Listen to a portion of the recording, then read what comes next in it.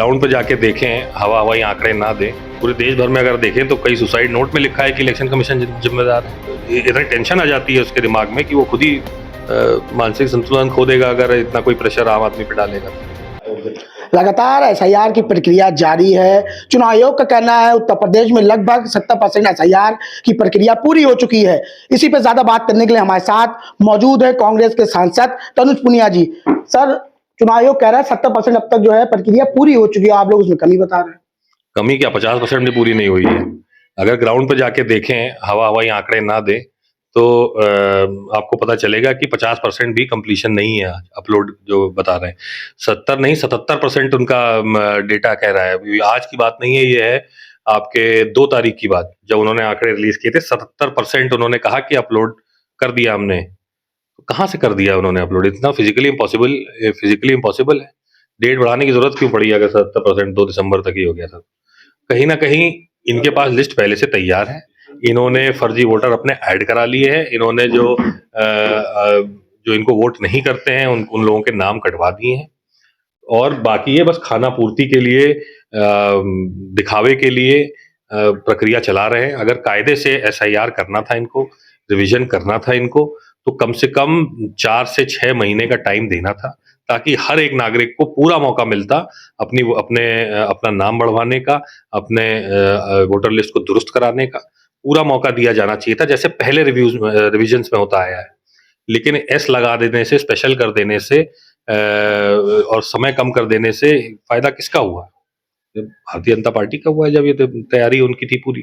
तो हमने तो रेट पिटिशन भी डाला है सुप्रीम कोर्ट में टाइम बढ़ाने के लिए। पहले तो सीधे सीधे कॉन्स्टिट्यूशनैलिटी पे, इसकी संवैधानिकता पे सवाल उठाया है, और दूसरा जो है इसके अगर नहीं उसको कैंसिल कर रहे हैं तो कम से कम समय बढ़ाने के लिए याचिका डाली गई।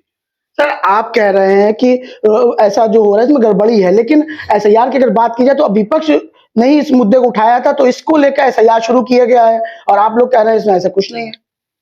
नहीं, आपको थोड़ा कंफ्यूजन है मुझे लग रहा है। विपक्ष ने जो बिहार में एसआईआर हुआ था उसके खिलाफ आवाज उठाई थी, उसके खिलाफ लगातार। चुनाव आयोग कह रहा है कि आप ही लोग की मांग थी तो अब हम करा रहे हैं। ये मांग कहाँ थी हमारी मांग इंटेंसिव रिवीजन की थी कि स्पेशल लगा देने से उसमें 1 महीने की थी।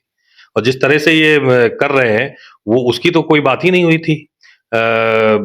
जैसे हमेशा होता है, पिछली बार उत्तर प्रदेश में 2002 में हुआ था, और इस तरह से तो नहीं हुआ था कि 1 महीने में 6 से 8 महीने लगे थे। एक नागरिक से पूछा गया था, एक घर गया था। इलेक्शन कमीशन तो ये भी कहा है कि बीएलओ पूरी प्रक्रिया में 3 बार वोट हर घर जाएगा। 1 बार भी गया है किसी भी बूथ पे?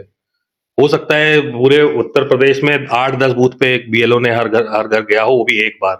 उसके बाद संभव ही नहीं है कि हर घर जाना, सारे लोगों को इनोमिनेशन फॉर्म देना, उसको इनोमिनेशन फॉर्म भरवा के वापस लेना और उसको ऑनलाइन अपलोड करना। तो इतनी प्रक्रिया फिजिकली इम्पॉसिबल है 1 महीने में।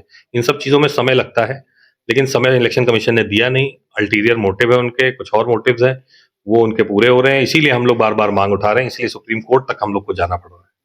सर, कई बीएलओ की अब तक मौतें हो चुकी हैं। कुछ में तो ये भी कहा गया है कि जो जिन की मौत हुई है, कहा गया उनको पहले से ही नौकरी से हटा दिया गया था। ये मानसिक संतुलन इन लोग का ठीक नहीं था, इसलिए इनको नौकरी से बर्खास्त कर दिया गया था। लेकिन उन्हीं के परिवार का कहना है कि 1 दिन पहले तक हमने काम किया, हमारे परिवार के सदस्य हैं जो बीएलओ थे, उन्होंने काम किया है। ऐसा लखनऊ में भी हुआ है। हाँ, वो सीधे है, वो तो स्पष्ट है। कई तो पूरे देश भर में अगर देखें तो कई सुसाइड नोट में लिखा है कि इलेक्शन कमीशन जिम्मेदार है। तो अपनी कमी को छुपाने का प्रयास कर रहा है। पीएलओ के ऊपर इतना प्रेशर डाल दिया है कि 1 महीने के अंदर सब कंप्लीट करो। एसडीएम डीएम सब इतना दबाव बनाए हुए हैं, तो मजबूरन उसके ऊपर इतनी टेंशन आ जाती है उसके दिमाग में कि वो खुद ही मानसिक संतुलन खो देगा अगर इतना कोई प्रेशर आम आदमी पे डालेगा। तो ये कहीं ना कहीं सरकार की मनमानी है, सरकार का एक तरफा फैसला है, और इसको बदल देना चाहिए, बढ़ा देना चाहिए समय। सर, लगभग 1.5 साल बचे हैं 2027 के चुनाव को लेकर। क्या रणनीति आपकी समाजवादी पार्टी और कांग्रेस क्या मिलकर ही चुनाव लड़ेगी, और किस तरीके से चुनाव को लड़ेंगे? क्योंकि आप लोग जिस तरीके से लगातार विपक्ष की अहम भूमिका निभा रहे हैं, और भारतीय जनता पार्टी के पास साम दाम दंड भेद सब कुछ है, ऐसा कहना है। देखिए, इसका मुकाबला केवल और केवल ग्राउंड लेवल पे जाके, बूथ लेवल पे जाके संगठन को मजबूत करने से होगा। मुकाबला कर पाएंगे जब हर मोहल्ले में इंडिया गठबंधन का आदमी 8-8, 10-10 लोग होंगे, तो उसको हम लोग को ग्राउंड लेवल पे उतर करके और जमीनी लड़ाई लड़नी पड़ेगी इनके खिलाफ, और सच्चाई बताने से ही, केवल सच्चाई बताने की जरूरत है, कोई अलग से कुछ बताने की जरूरत नहीं है। सच्चाई भारतीय जनता पार्टी की बताने की आवश्यकता है, बेरोजगारी को लेकर के, गरीबी को लेकर के, महंगाई को लेकर के, तो लोग अपने आप समझेंगे इस बात को। धन्यवाद जी, बात करें। देखिए सांसद कांग्रेस थे जिनसे अभी हमने बात की, उनका साफ तौर पे कहना है कि हम धरातल पर जाएंगे और इसको जनता तक पहुंचाने का पूरा काम करेंगे। वीडियो जर्नलिस्ट अंशित के साथ आकाश चंद्रमा, समीक्षा, लखनऊ।